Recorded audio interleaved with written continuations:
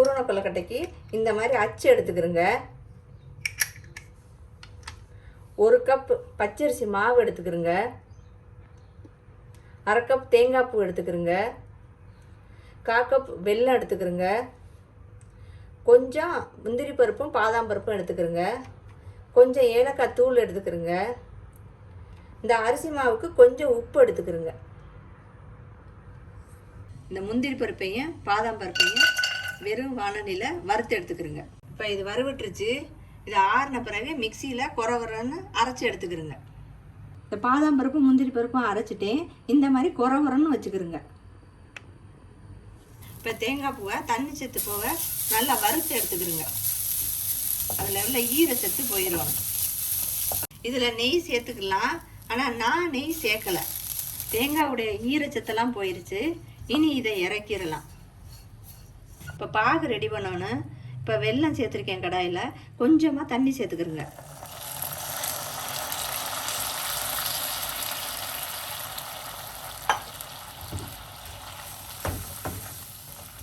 வெல்லம் கட்டி நல்லா கரையணும். பாகு ரெடி ஆயிடுச்சு. இதை வடிகட்டி அதே பவுலில் ஊற்றிட்டேன். இந்த அளவுக்கு இருந்தால் போதும் பாகு. இப்போ இதில் நம்ம வச்சுருக்க தேங்காய் பூவை சேர்க்கணும். இதில் சேர்த்துருங்க.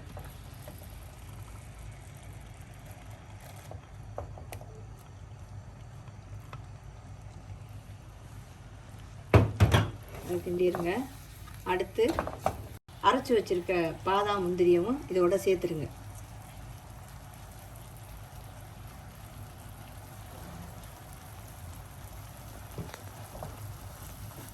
இதில் கொஞ்சம் ஏலக்காய் தூள் சேர்த்துருங்க.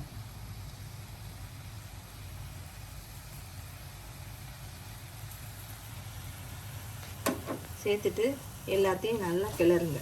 சுற்றி பாகு கொஞ்சம் இஞ்சணும். அப்போ தான் பூரணம் பிடிக்கிறதுக்கு நல்லா வரும். பூரணம் ரெடி ஆயிடுச்சு. நல்லா இஞ்சிருச்சு. இது ஆறினோடனே உருண்டை பிடிக்க வேண்டியதான். உருண்டை பிடிச்சாச்சு. இப்போ கொழுக்கட்டை மாவு செய்ய ஒரு கடாயில் தண்ணி சேர்த்துக்குங்க. இப்போ இந்த தண்ணி நல்லா கொதிக்கணும். தலைப்புலன்னு நல்லா கொதிக்கணும். கொதித்த உடனே அரிசி மாவில் தண்ணியை ஊற்றணும். இப்போ இந்த மாவில் ஒரு பிஞ்சு உப்பு சேர்த்துக்கிறங்க. சேர்த்துட்டு நல்லா கிண்டிடுங்க. தண்ணி நல்லா கொதிச்சிருச்சு தலைப்புலன்னு. இப்போ இந்த கொதித்த தண்ணியை கொஞ்சம் கொஞ்சமாக மாவில் சேர்த்துக்கிறங்க. மொத்தமாக ஊற்றிடாதிய, கொஞ்சம் கொஞ்சமாக சேர்த்துக்கிறங்க.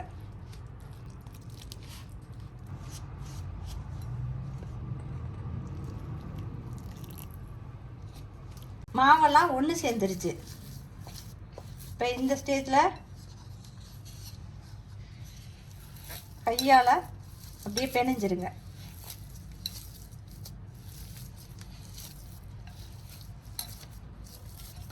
இப்போ மாவு நல்லா பிசைஞ்சாச்சு. இந்த அச்சில் எண்ணெய் தடவிடுங்க.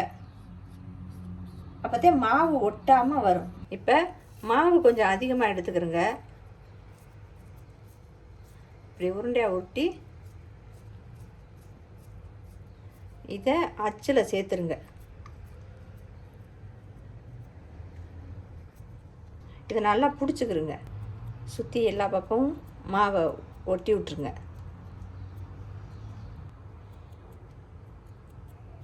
இப்போ இதில் ஒரு பூரணத்தை எடுத்து அப்படியே வச்சுருங்க. அது மேலே மாவை கொஞ்சம் அது மேலே வச்சுருங்க. வச்சுட்டு இப்படியே அமுக்கி விட்ருங்க. இப்போ திறக்கிறேன் பாருங்கள். மெதுவாக திறங்க. அப்போ தான் அச்சு நல்லா விழுகும். பிஞ்சுக்கிட்டுரும் இல்லைன்னா மாவு. இப்போ பாருங்கள், எடுக்கிறேன். பார்த்தீங்கன்னா இப்போ பூரண கொழுக்கட்டை வேக வைக்கணும். ஒரு இட்லி சட்டியில் தண்ணி ஊற்றி நல்லா கொதிக்க வச்சுக்கிறோங்க. கொதிக்க விட்டோடனே இந்த மாதிரி தட்டை எடுத்து இதில் எண்ணெய் தடவிக்கிறங்க. எண்ணெய் தடவிட்டு பூரண கொழுக்கட்டையை அது மேலே வச்சுருங்க. வச்சுட்டு இப்போ தண்ணி நல்லா கொதிச்சிருச்சு.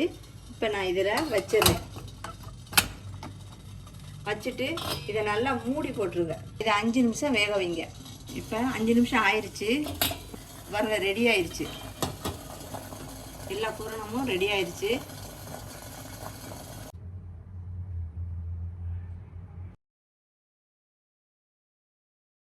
கொழுக்கட்டை பண்ணுறதுக்கு உலக்கு பச்சரிசி எடுத்துக்கிறோங்க.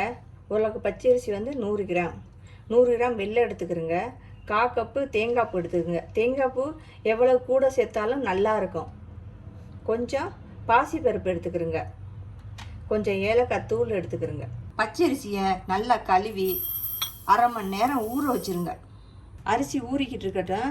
அதுக்குள்ளே பாசிப்பருப்பை கடாயில் போட்டு வறுத்து எடுத்துக்கிறோங்க. நல்லா பொன்னிறமாக வறுத்து எடுத்துக்கிறோங்க. கருக விடாமல் பொன்னிறமாக வறுத்து எடுத்துருங்க. பாசிப்பருப்பு பொன்னிறமாக ஆயிடுச்சு. அரிசி ஊறிடுச்சு. அரிசி தண்ணியை வடிகட்டி எடுத்துக்கிறோங்க. அரிசியை வடிகட்டி எடுத்த பிறகு ஒரு துணியில் அரிசியை கொட்டிக்கிறோங்க. அரிசி உலர்ந்த பிறகு கொஞ்சம் ஈரத்தோடு எடுத்துக்கிறோங்க. பச்சரிசி நல்லா உணர்ந்துருச்சு.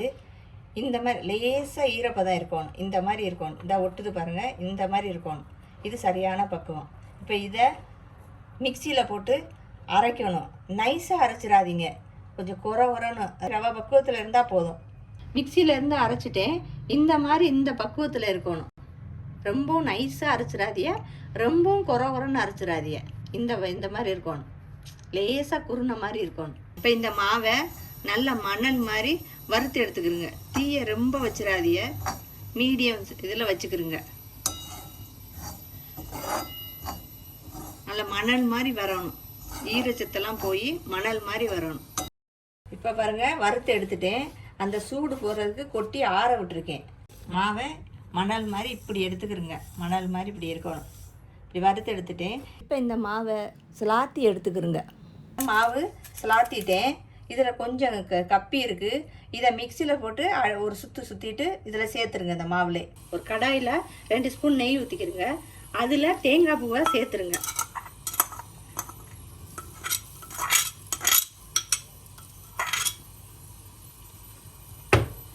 சேர்த்துட்டு இது நல்லா பொன்னிறமாக வறுத்துருங்க. பொன்னிறமாக ஆயிடுச்சு. இதை அப்படியே மாவில் சேர்த்துருங்க. இப்போ இந்த அரிசி மாவில் தேங்காய் பூ சேர்த்துட்டேன். அதோட பாசி பருப்பையும் இதோட சேர்த்துருங்க. இப்போ இதில் கொஞ்சம் ஏலக்காய் தூள் சேர்த்துருங்க. கொஞ்சம் ஏலக்காய் தூள் சேர்த்துருங்க. இதில்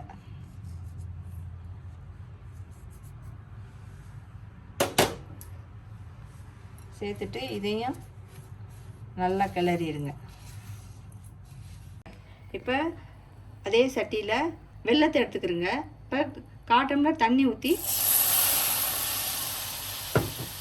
வெல்லம் கரையிற வரைக்கும் அதை நல்லா கிண்டிடுங்க. பாகு ஒரு கம்பி பதம் வரணும். இப்போ பாகு ரெடி ஆயிடுச்சு. கொஞ்சம் திக்காக எடுத்துக்கிறோங்க. ரொம்ப கெட்டியாக வேணாம், கொஞ்சம் தண்ணியாக இருக்கட்டும். ரொம்பவும் கெட்டியாக வேணாம். இப்போ இது ரெடி ஆயிடுச்சு. இப்போ இந்த பாகை கொஞ்சம் கொஞ்சமாக சேர்த்து நல்லா கிளறணும். பிடிக்கிற அளவுக்கு, பிடி கொழுக்கட்டை பிடிக்கிற அளவுக்கு நல்லா பிசைஞ்சிருங்க.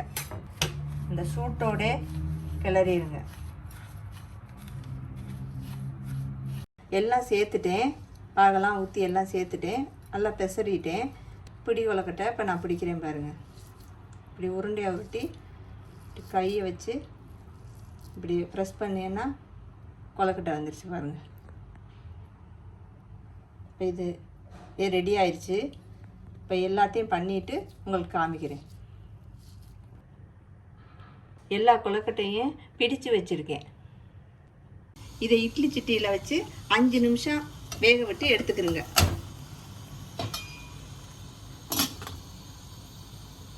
இப்போ 5 நிமிஷம் ஆயிடுச்சு. பிடி கொழுக்கட்டை ரெடி ஆயிடுச்சு.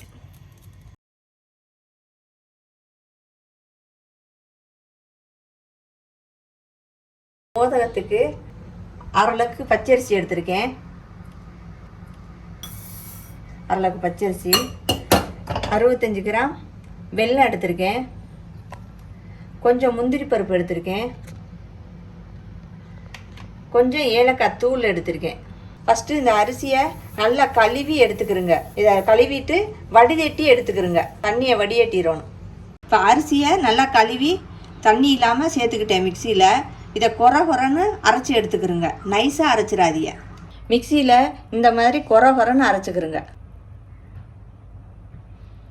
ஒரு கடாயில் 2 டம்ளர் தண்ணி எடுத்துக்கிறங்க.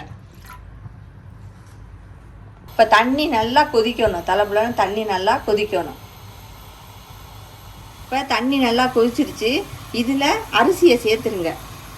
அரைச்ச அரிசியை இதில் சேர்த்துட்டு இதை நல்லா இப்படி கிளறி விட்டுருங்க. அரிசி நல்லா வேகணும். இப்படி கிளறி விட்டுக்கிட்டே இருங்க. தூரில் பிடிச்சிடாம அப்பப்போ நல்லா கரண்டி விட்டு கிளறிக்கிட்டே இருங்க.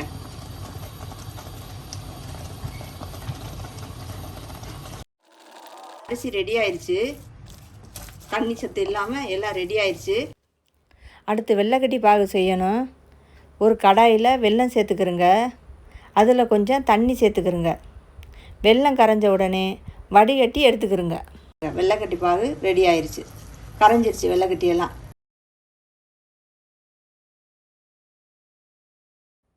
செஞ்சு வச்ச பாகை அரிசியில் சேர்த்துருங்க.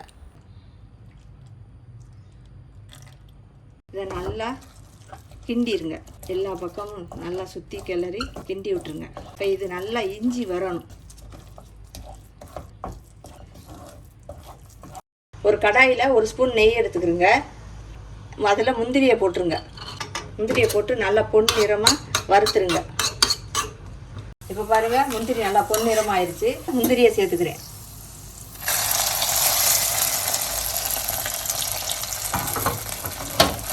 முந்திரியை சேர்த்துட்டு கொஞ்சம் ஏலக்காய் தூள் சேர்த்துக்கிறங்க.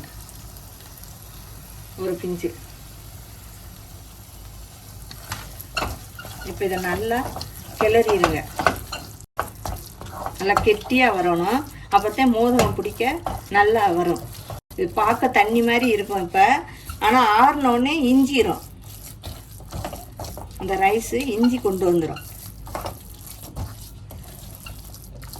இப்போ ஒட்டாமல் எல்லா பக்கமும் நல்லா வருது பாருங்கள் ரைஸு. இதுதான் சரியான பக்குவம். இந்த பதத்தில் ஸ்டவ்வை ஆஃப் பண்ணிடுங்க. ஆறின பிறகு உருண்டை பிடிக்கலாம். இறக்கிட்டேன் அடுப்பில் இருந்து. இது இப்போ கொஞ்சம் சூடாக இருக்குது. இது நல்லா ஆறணும். ஆறின பிறகுதான் மோதகம் பிடிக்கலாம். உருண்டையாக மோதகம் பிடிக்கணும். மோதகம் உருண்டையாக பிடிச்சாச்சு. இதை இட்லி சட்டியில் அவிச்சு எடுத்துக்கிறோணும். இட்லி சட்டியில் தண்ணி கொதிச்சிருச்சு. இப்போ இந்த தட்டில் எண்ணெய் தடவி மோதகத்தை வச்சுருக்கேன். இதை இட்லி பானையில் வச்சுருங்க. வச்சுட்டு இதை 5 நிமிஷம் வேக விட்டுருங்க. இப்போ 5 நிமிஷம் ஆயிடுச்சு. இப்போ மோதகம் ரெடி ஆயிடுச்சு. சுண்டல் செய்கிறதுக்கு 1/2 கப்பு கொண்டக்கடலை எடுத்திருக்கேன். இதை தண்ணி ஊற்றி ஊற வச்சுருங்க. கொண்டக்கடலை ஊறிடுச்சு. இது குக்கரில் ஒரு விசில் வச்சு எடுத்துக்கிறங்க.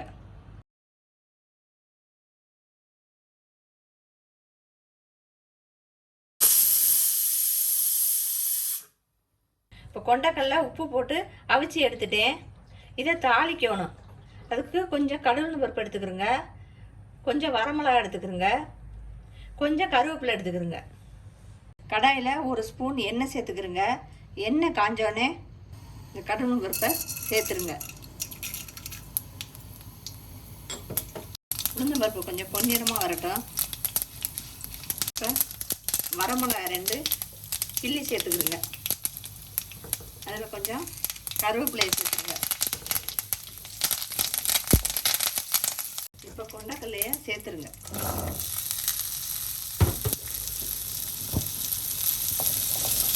சேர்த்துட்டு இந்த ஸ்டேஜில் தேங்காய் பூ சேர்த்துக்கிடலாம்.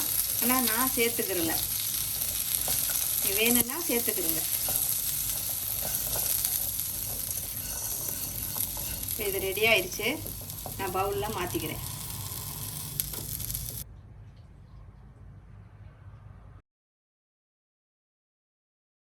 அரை கப் அவல் எடுத்துக்கிறங்க.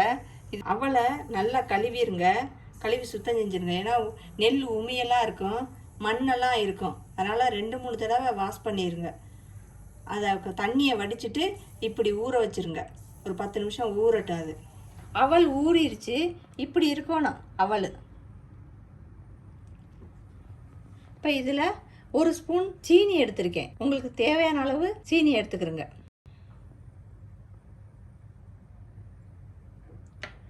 இப்போ இதில் காய்ச்சின பால் எடுத்திருக்கேன், அது வெது வெதுன்னு இதில் சேர்த்துருங்க.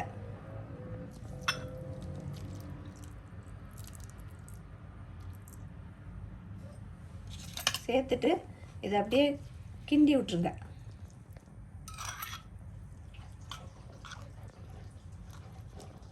இப்போ இது ரெடி ஆயிடுச்சு.